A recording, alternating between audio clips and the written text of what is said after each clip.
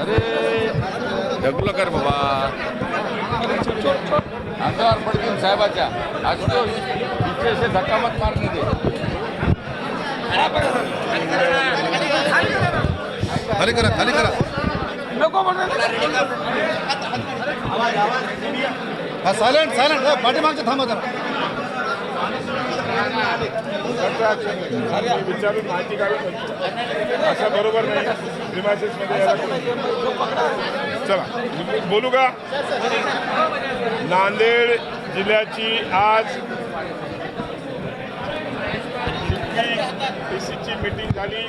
त्या मीटिंगमध्ये मागच्या वर्षीचा झालेल्या खर्चाचा आढावा घेण्यात आला आणि पुढच्या वर्षीचं नियोजनवर पण चर्चा झाली आणि अनेक सर्व खासदार मान्य चव्हाणसाहेब असतील, मान्य साहेब असतील, बाकीचे आमदार, सगळे आमदार खासदार सगळे उपस्थित होते. प्रत्येकाने आपल्या आपल्या भागातल्या ज्या काही समस्या आहेत, अडचणी आहेत त्याच्यावर चर्चा केली. अनेक अधिकाऱ्यांना त्याच्यावर आम्ही सांगितलं आहे की त्याचा आढावा आम्हाला ताबडतोब द्यावा. ग्रामीण भागातल्या पीक विम्याचा प्रश्न होता, त्याच्यावर चर्चा झाली. वाळूच्या तस्करीवर चर्चा झाली. अनेक भागात ऊर्जा विभागाच्या माध्यमातून ट्रान्सफॉर्मरचे आणायचे त्याच्यावर चर्चा झाली. त्याच्यात ताबडतोब 15 दिवसात कारवाई करून तिकडे ट्रान्सफॉर्मरचा विषय करायला सांगितलेला आहे.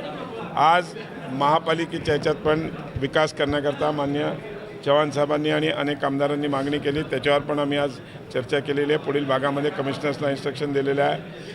वैद्यकीय सुविधांबाबत पण मागीलच्या म्हणजे केरामजी असतील, अजून दुसऱ्या आमचे तुषार राठोड असतील, यांनी पण काही सूचना दिल्या आहेत. त्या पण आम्ही डीनना सांगितलं आहे आणि CS साहेबांना म्हणजे पण सांगितलं आहे. या सगळ्यांना सूचना दिलेल्या आहेत की त्याच्यामध्ये ताबडतोब कारवाई झाली पाहिजे आणि येणाऱ्या DPDCमध्ये जास्तीत जास्त निधी सरकारकडून मंजूर करून आणून या भागातल्या विकासासाठी, शहराच्या विकास असेल, ग्रामीणचा विकास असेल, त्यामध्ये आवर्जून आम्ही लक्ष घालून काम करू. बहिणींना KYC करण्यासाठी बँकेमध्ये रात्रभर लाईन लावून बसावं लागत आहे. अक्षरशः बँकेच्या समोर रात्री ते डबे घेऊन झोपत आहेत. KYCची प्रक्रिया आहे. KYC प्रक्रिया एकच दिला, आठवड्याचा एकच दिवस दिला.